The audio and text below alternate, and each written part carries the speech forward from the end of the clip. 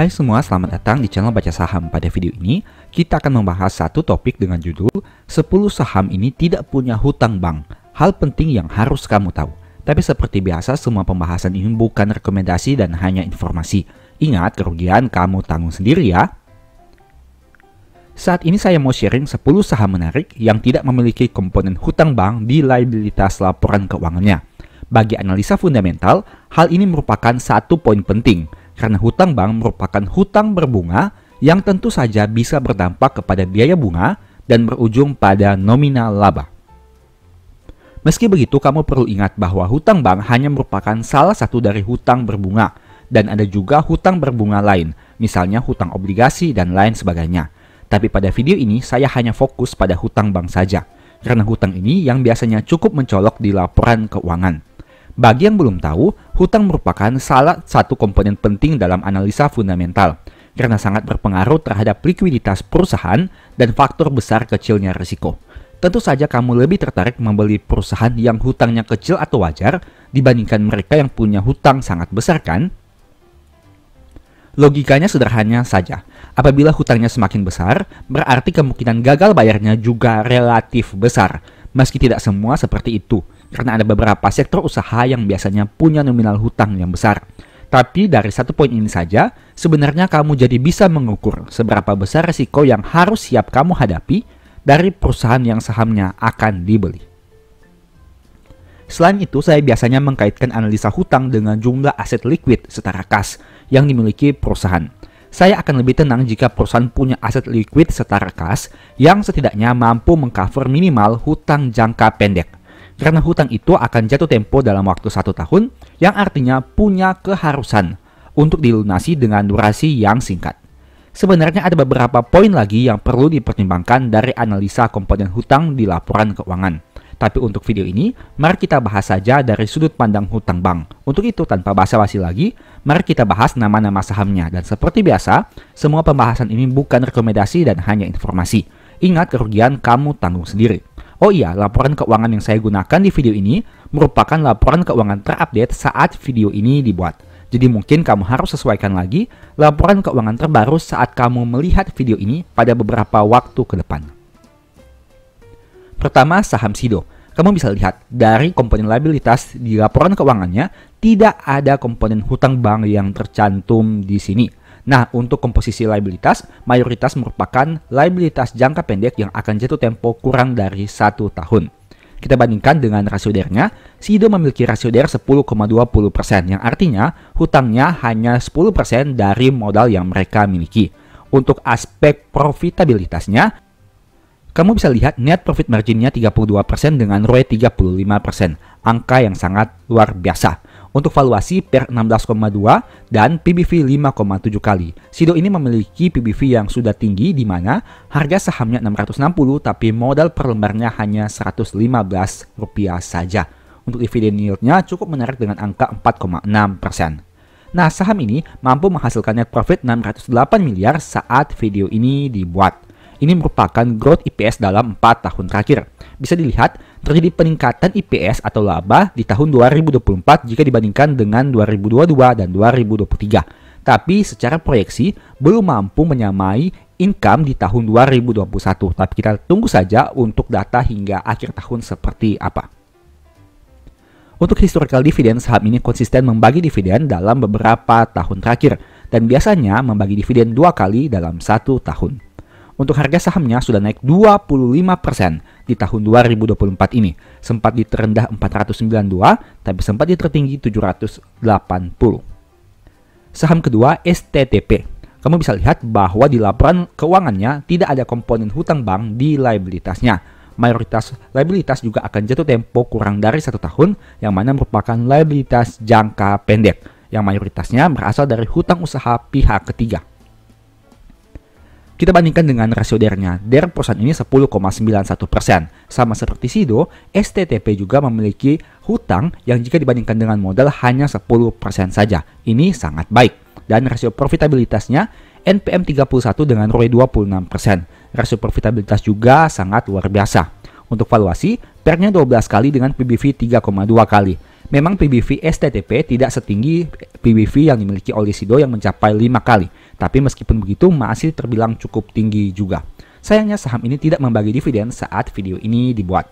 Untuk net profitnya sekitar 731 miliar saat video ini dibuat dengan jumlah ekuitas 5,5 triliun dan liabilitas yang hanya mencapai 600-an miliar rupiah saja. Nah, untuk growth EPS kamu bisa lihat terjadi peningkatan yang sangat luar biasa di tahun 2024 ini. Dari yang awalnya 701 naik menjadi 1117. Bahkan diproyeksikan di tahun 2024 ini mencetak laba yang paling tinggi dalam 4 tahun terakhir. Dan sebagai informasi, saham ini konsisten menghasilkan pertumbuhan EPS selama 4 tahun ini. Untuk aspek dividen, sayangnya saham ini tidak konsisten membagi dividen saat video ini dibuat. Dan untuk harga sahamnya sudah naik 44% selama tahun 2024. Sempat tertinggi 15.300, tapi sempat juga di 9.375. Saham ketiga, SCCO. Di laporan keuangannya, kamu bisa lihat di komponen liabilitas tidak ada dicantumkan hutang bank. Dan mayoritas juga merupakan liabilitas yang akan jatuh tempo kurang dari 1 tahun. Untuk DER-nya, SCCO memiliki DER 12,31%, yang berarti hutangnya hanya 12% jika dibandingkan dengan modal yang mereka miliki. Sayangnya rasio profitabilitas tidak menarik dengan angka NPM dan ROE di bawah 10%. Tapi untuk valuasi, PER-nya masih 5,8 dengan PBV 0,3 kali. Yang artinya dengan modal per lembar 6.129, saham ini hanya dijual dengan harga 2.180. Net profitnya 152 miliar, memang lebih rendah jika dibandingkan dengan dua saham sebelumnya. Dan untuk growth EPS kamu bisa lihat terjadi peningkatan di tahun 2024 jika dibandingkan dengan 3 tahun terakhir, yaitu tahun 2021 ke tahun 2023. Untuk aspek dividen, saham ini konsisten membagi dividen setiap tahun meskipun nominal dividennya cukup fluktuatif atau bahkan bisa dikatakan agak menurun dalam beberapa tahun terakhir. Untuk harga sahamnya masih naik 6,3% di tahun 2024, sempat di 2.925, tapi sempat juga di 1.915. Saham keempat, Demas, di mana kamu bisa lihat di laporan keuangannya komponen liabilitas tidak ada hutang bank. Dan sebagai informasi, liabilitas mayoritasnya akan jatuh tempo kurang dari 1 tahun, yang mana mayoritas berasal dari liabilitas kontrak pihak ketiga dan ada juga pihak berelasi. Untuk rasio DER-nya 14,57%, sama seperti saham-saham sebelumnya, perusahaan ini memiliki hutang yang cukup kecil jika dibandingkan dengan modal yang mereka miliki. Rasio profitabilitas NPM 66% dengan ROE 24%. Kamu harus lihat lagi di laporan keuangannya, mengingat angka NPM dan ROE-nya cukup berjauhan.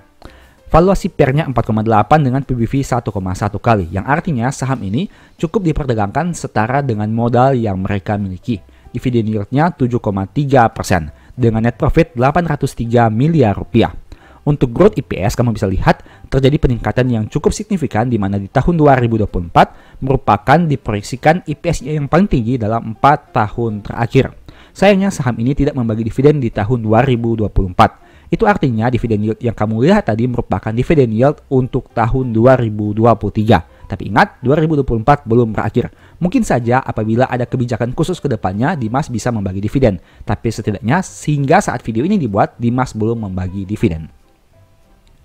Untuk harga sahamnya tidak mengalami perubahan dalam 1 tahun terakhir ini, yaitu di tahun 2024. Di mana harga tertingginya 174 dan harga terendah 144.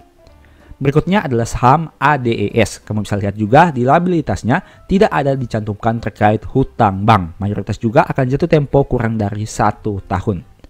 Untuk rasio DER-nya 17,52%, yang mana bisa dikatakan rendah dibandingkan ekuitas yang mereka miliki. Dan hal itu sangat baik. Rasio profitabilitas NPM 26 dengan ROE 23%. Profitabilitas yang sangat baik, tapi kamu harus analisa lagi di laporan keuangannya. Nah, untuk valuasi PER 12 kali dengan PBV 2,9 kali. Angka PBV ADES juga bisa dikatakan relatif tinggi karena sudah 2,9 kali dari modal yang mereka miliki.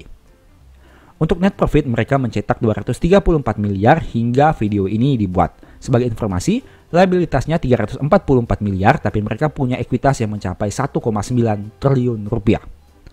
Untuk historical EPS-nya kamu bisa lihat terjadi peningkatan yang luar biasa di mana konsisten naik dalam 4 tahun terakhir dan diproyeksikan EPS di tahun 2024 akan menjadi yang tertinggi dalam 4 tahun terakhir. Sayangnya saham ini tidak membagi dividen saat video ini dibuat. Untuk harga sahamnya naik tipis yaitu 1,5% di tahun 2024, sempat di 11.400 tapi sempat juga di 8.950. Berikutnya CMRG, di mana kamu bisa lihat juga di laporan keuangan liabilitasnya tidak dicantumkan adanya hutang bank. Untuk DER-nya 20,09% yang artinya modalnya hanya 1/5 dari ekuitas yang mereka miliki. Rasio profitabilitas NPM 18% dengan ROE 26%, angka yang masih memuaskan. Tapi ingat, valuasinya sudah tinggi dengan angka PER 24 kali dan PBV 6,5 kali. Bahkan PBV saham ini lebih tinggi dari PBV seperti Sido, seperti saham-saham big caps yang memiliki laba yang sangat signifikan besarnya, seperti BRI, Mandiri, BNI, bahkan BCA. Untuk net profitnya 802 miliar hingga video ini dibuat, dan IPS-nya diproyeksikan menjadi yang tertinggi dalam 4 tahun terakhir, di mana konsisten tumbuh sejak tahun 2021. Untuk aspek dividen, saham ini baru konsisten membagi dividen sejak tahun 2022, dan harga sahamnya sudah naik 23% di tahun 2024. Sempat di 5.550 tapi sempat juga di angka 3.600. Berikutnya CAMP. Kamu bisa lihat juga di liabilitasnya tidak ada dicantumkan terkait hutang bank dan mayoritas akan jatuh tempo kurang dari 1 tahun, di mana mayoritasnya berasal dari hutang dividen yang mereka miliki. Untuk rasio DER-nya 28,97% bisa dikatakan sangat baik, tapi profitabilitasnya tidak terlalu menarik dengan angka NPM dan ROE di bawah 10%. Untuk aspek valuasi, PER-nya 25 kali dengan PBV 2,2 kali. PBV-nya sudah bisa dikatakan cukup tinggi untuk saham sekelas CAMP ini.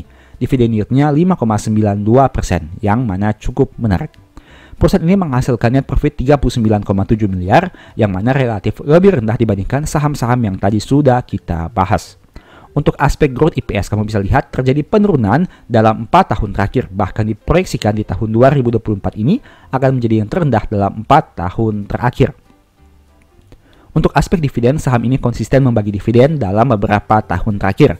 Tapi, sebagai informasi, karena adanya penurunan IPS di tahun 2024, kamu seharusnya tidak terlalu berharap dividen yang akan dibagikan setara dengan tahun sebelumnya. Untuk harga saham turun 15,9% di tahun 2024 ini, sempat di 428 tapi sempat juga di 170. Berikutnya RALS. Kamu bisa lihat juga di laporan keuangan liabilitasnya tidak dicantumkan adanya hutang bank, dan mayoritas juga akan jatuh tempo kurang dari 1 tahun. Rasio debt to equity-nya adalah 31%, yang mana cukup baik, dan mereka juga memiliki profitabilitas NPM dan ROE yang di atas 10%, sehingga bisa dikatakan cukup baik. Untuk aspek valuasi, saham ini juga menarik dengan PER 5,7 dengan PBV 0,81 kali. Yang mana dengan harga saham 402, perusahaan ini punya modal per lembar 493. Dividen yield-nya juga menarik dengan angka 12,4%. Jadi untuk aspek DER, untuk aspek profitabilitas, valuasi, dan dividen yield, RALS ini cukup menarik untuk dianalisa lebih lanjut. Net profitnya 247 miliar. Sayangnya untuk aspek kinerja net profit dan aspek keuangan seperti penjualan, aset, liabilitas, ekuitas, dan lain sebagainya belum terlalu besar jika dibandingkan dengan saham-saham yang lain. Untuk IPS-nya diproyeksikan bertumbuh di tahun 2024, di mana menjadi yang tertinggi dalam 4 tahun terakhir ini. Dan mereka juga cukup konsisten membagi dividen dalam beberapa tahun terakhir meskipun sempat absen di tahun 2021 karena adanya efek pandemi atau krisis ekonomi yang terjadi 1 tahun sebelumnya. Untuk harga saham masih turun 21% selama tahun 2024 dan sudah turun 77% dalam 5 tahun terakhir. Apakah karena hal ini berkaitan dengan segmen bisnisnya? Berikutnya SMMT. Kamu bisa lihat juga di laporan keuangan liabilitas tidak ada hutang bank dan mayoritas juga akan jatuh tempo kurang dari 1 tahun. Rasio DER-nya juga 39% yang mana masih sangat baik. Tapi untuk profitabilitasnya tidak terlalu menarik karena ROE-nya hanya 7% saja meskipun masih mencetak NPM 11%. Valuasinya juga sudah cukup tinggi dengan PER 41 dengan PBV 2,9 kali. Meski begitu, dividen yield-nya masih oke dengan angka 5,1%. Net profitnya 27,3 miliar rupiah yang mana bisa dikatakan cukup rendah dibandingkan saham-saham yang tadi sudah kita bahas. Dan sebagai informasi, IPS-nya mengalami penurunan yang sangat signifikan di tahun 2024 ini, bahkan menjadi yang terendah dalam 4 tahun terakhir. Biasanya EPS perusahaan ini di atas Rp70, tapi kini hanya Rp17 jika diproyeksikan di tahun 2024. Untuk aspek dividen, saham ini juga belum membagi dividen di tahun 2024. Kita tunggu saja hingga akhir tahun. Dan harga sahamnya masih turun 22% selama tahun 2024 ini. Sempat di 660 dan sempat juga di 935. Saham terakhir, HMSP. Kamu bisa lihat juga bahwa di laporan liabilitasnya tidak ada dicantumkan terkait hutang bank. Tapi ingat, mayoritas juga akan jatuh tempo kurang dari 1 tahun yang mana berasal dari hutang cukai yang paling besar, kemudian ada juga hutang usaha dan lainnya. Debt to equity rasio perusahaan bisa dikatakan sangat tinggi yaitu 103%. Ini merupakan anomali dari 9 saham yang tadi kita bahas di mana mereka memiliki rasio debt to equity yang sangat rendah bahkan di bawah 50%. Tapi HMSP ini beda sendiri, karena meskipun mereka tidak memiliki hutang bank di komponen liabilitasnya, tapi rasio debt to equity-nya sudah di atas 100%, yang berarti total hutangnya ini lebih besar dibandingkan modal yang mereka miliki. Kalau kamu analisa lebih lanjut, mayoritas hutang memang berasal dari hutang cukai dan ada juga hutang usaha. Tapi hutang cukai ini memang mendominasi total hutang yang mereka miliki. Dengan hutang cukai 15,3 triliun, perusahaan ini punya liabilitas 25,9 triliun rupiah. Untuk aspek profitabilitas, NPM-nya cukup tidak menarik dengan angka 5,7% saja, tapi ROE-nya masih tinggi dengan angka 26%. Sebagai catatan, valuasinya juga masih tinggi dengan angka per 12 kali dan PBV 3,2 kali. Tapi menariknya, karena harga saham HMSP ini terus turun, dividen yield-nya jadi menarik dengan angka 9,8%. Net profitnya 3,3 triliun saat video ini dibuat. Dan sebagai informasi, EPS-nya juga mengalami penurunan dibandingkan tahun 2023, tapi masih lebih baik dibandingkan tahun 2022. Untuk aspek dividen, HMSP juga konsisten membagi dividen setiap tahun. Untuk harga saham, sayangnya masih turun 21% di tahun ini dan turun 79% dalam 5 tahun terakhir. Nah, dari saham-saham yang tadi sudah kamu lihat, kamu bisa menemukan satu karakteristik yang cukup menarik, di mana mayoritas hutangnya akan jatuh tempo kurang dari 1 tahun. Itu artinya meskipun mereka tidak memiliki komponen hutang bank yang sangat signifikan, atau dalam laporan keuangan liabilitasnya tidak ada dicantumkan terkait hutang bank, tapi mayoritas liabilitasnya akan jatuh tempo kurang dari 1 tahun. Sehingga hal itu juga harus kamu pertimbangkan dengan matang-matang. Mengingat, kamu juga harus mempertimbangkan likuiditas saham ini, bagaimana mereka akan membayar hutangnya yang akan jatuh tempo kurang dari 1 tahun. Meskipun bukan berkaitan dengan hutang bank, tapi hutang tersebut juga tentu harus dibayarkan. Nah, selain itu ada juga yang menarik, karena dari 10 saham yang dibahas, 9 saham memiliki rasio DER di bawah 50%. Tapi, ada ternyata HMSP yang mana memiliki DER di atas 100%. Itu artinya meskipun saham itu tidak memiliki hutang bank, bukan berarti rasio DER-nya otomatis menjadi rendah. Karena kamu harus juga analisa lebih lanjut di laporan keuangannya dan membandingkan dengan rasio keuangan yang mereka miliki. Karena jangan hanya melihat dari satu sisi saja, tapi lihatlah secara keseluruhan yang lebih luas. Setelah nonton pembahasan tadi, saya mau informasikan kepada kamu bahwa analisa hutang bank hanya merupakan salah satu dari analisa untuk menilai bagus tidaknya saham. Artinya, bukan berarti perusahaan yang tanpa hutang bank langsung otomatis bisa dikatakan bagus. Ada banyak aspek lagi yang harus dipertimbangkan untuk menilai bagus tidaknya saham, dan hutang merupakan salah satunya, tapi bukan satu-satunya. Sebagai informasi, apabila kamu tertarik belajar analisa fundamental dengan lebih detail, mungkin video berikut ini bisa bermanfaat. Silahkan nonton hingga selesai agar mendapat pemahaman yang utuh. Pada video ini, saya tidak akan mengulangi pembahasan tadi karena sudah sangat jelas. Tapi saat ini saya mau membahas dari sudut pandang yang berbeda, yaitu saham seperti apa yang boleh di-hold saat harganya turun, dan saham seperti apa yang sebaiknya kita cut loss saat harganya turun. Saya akan menggunakan contoh kasus agar kamu lebih mudah memahaminya. Tapi ingat, semua nama saham yang disebutkan bukan rekomendasi. Saya tidak pernah mengatakan saham tersebut bagus atau jelek, karena kamulah yang harus menentukan secara pribadi. Jadi, saham yang disebutkan hanya sebagai contoh saja. Berikut ini beberapa kriteria yang sebaiknya dipertimbangkan. Pertama, kebutuhan masyarakat atas produk atau jasa perusahaan. Kedua, kepemilikan saham dari pemegang mayoritas. Ketiga, top manajemen perusahaan apakah bermasalah atau tidak. Keempat, prospek kinerja ke depan dalam hal ini penjualan dan pencapaian laba. Dan yang kelima, komposisi dan nominal hutang. Sekarang, mari kita bahas satu persatu. Pertama, kebutuhan masyarakat atas produk atau jasa perusahaan. Logikanya, kalau produk atau jasa perusahaan sudah kurang diminati, perusahaan tersebut akan sulit mencetak pertumbuhan laba. Jika menyebut nama Nokia dan BlackBerry, generasi sekarang mungkin sudah tidak mengetahuinya. Tapi bagaimana dengan generasi 90-an atau bahkan di bawah itu? Tentu kita sangat kenal dua brand handphone yang dulunya sangat populer. Dua merek HP itu sangat dicari dan dibutuhkan dulu. Hampir semua orang menggunakan salah satu dari dua merek tersebut. Tapi bagaimana setelah mengenal Android? Apakah Nokia dan BlackBerry tetap masih dibutuhkan? Kamu bisa lihat sendiri kondisi saat ini. Berapa banyak orang yang menggunakan HP dari dua merek itu. Menarik kan? Dulunya sangat dibutuhkan, tapi kini sudah ditinggalkan. Itu merupakan salah satu contoh nyata dari pentingnya melihat produk atau jasa suatu perusahaan. Apabila sudah ada indikasi produk atau jasanya mulai ditinggalkan, karena berbagai alasan, sebaiknya pertimbangkan untuk cut loss saham tersebut.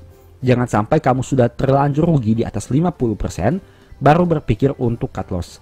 Semakin cepat kamu menyadari signal buruk, semakin cepat kamu bisa cut loss. Tapi sebaliknya, apabila harga saham turun, tapi produk atau jasa perusahaan masih dibutuhkan, kamu bisa santai saja. Meski begitu, kamu perlu lihat lagi valuasi harga pembelianmu. Meski produknya sangat dibutuhkan, tapi kamu belinya terlalu mahal, berarti memang sebaiknya harus dipertimbangkan lebih jauh, apakah bisa di hold atau cut loss. Misal, kamu beli saham dengan PBV 30 kali yang menghasilkan laba 5 triliun. Di sisi yang lain, ada perusahaan yang PBV-nya hanya 3 kali, tapi labanya 50 triliun. Apakah menjadi masuk akal jika kamu tetap hold saham yang PBV-nya 30 kali itu? Artinya, kamu beli saham 30 kali lipat lebih mahal dari modalnya, hanya untuk perusahaan yang bisa menghasilkan laba 5 triliun. Padahal, di sisi yang lain, ada perusahaan yang bisa kamu beli dengan hanya 2-3 kali dari modalnya, tapi menghasilkan laba 50 triliun. Logikanya sederhana saja kan? Kedua, kepemilikan saham dari pemegang mayoritas.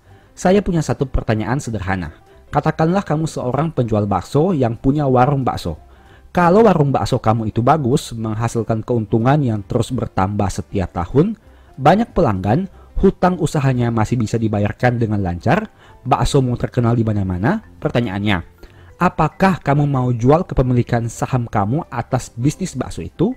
Logikanya, kalau kamu tahu usaha itu menguntungkan dan punya prospek yang bagus ke depan, kenapa harus dijual? Analogi itu bisa kita kaitkan dengan jual beli saham. Pemegang saham mayoritas yang tahu perusahaannya bagus, punya prospek yang cerah, mampu membayar hutang tepat waktu, produk atau jasanya terkenal, dan lain-lain. Tentu saja mereka tidak akan menjual saham miliknya secara mayoritas. Kalaupun dijual sedikit, total kepemilikan owner akan tetap lebih besar dibanding kepemilikan di masyarakat. Inilah salah satu tolak ukur yang bisa kamu gunakan. Apabila pemegang saham mayoritas dari saham yang kamu punya jual sahamnya hingga menjadi minoritas, sebaiknya pertimbangkan lagi untuk cut loss saham tersebut. Mereka saja yang tahu seluk-beluk saham itu mau jual sahamnya. Masakan kamu yang hanya penonton dari luar berani hold saham itu? Poin ketiga, top manajemen perusahaan bermasalah. Kalau kamu punya perusahaan, maukah kamu pekerjakan orang yang bermasalah sebagai bos di perusahaan itu? Tentu tidak kan?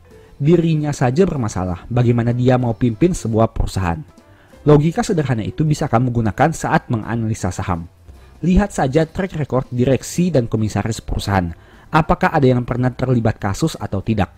Di zaman sekarang ini, informasi sudah bisa ditemukan dari berbagai sumber. Kamu bisa mencari di Google dengan mengetik nama direksi atau komisaris, dan berbagai informasi akan disajikan kepada kamu. Kalau direksi atau komisaris perusahaan sudah diyakini terlibat suatu kasus, sebaiknya pertimbangkan lagi saham tersebut. Mungkin lebih aman kamu segera cut loss dan menderita kerugian, dibanding memutuskan terus hold saham itu, tapi tidak tahu kedepannya akan seperti apa. Kamu bisa cari di Google tentang beberapa saham yang dulunya top manajemen perusahaan itu sempat bermasalah. Bagaimana nasib saham-saham itu sekarang? Adakah yang harga sahamnya terus naik secara konsisten? Ataukah hanya menjadi saham dengan fluktuasi naik turun yang sangat tinggi? Silahkan buktikan sendiri dengan melihat realita yang terjadi di bursa. Keempat, prospek kinerja ke depan dalam hal ini penjualan dan pencapaian laba. Perusahaan akan bisa bertahan kalau dia mampu menghasilkan laba.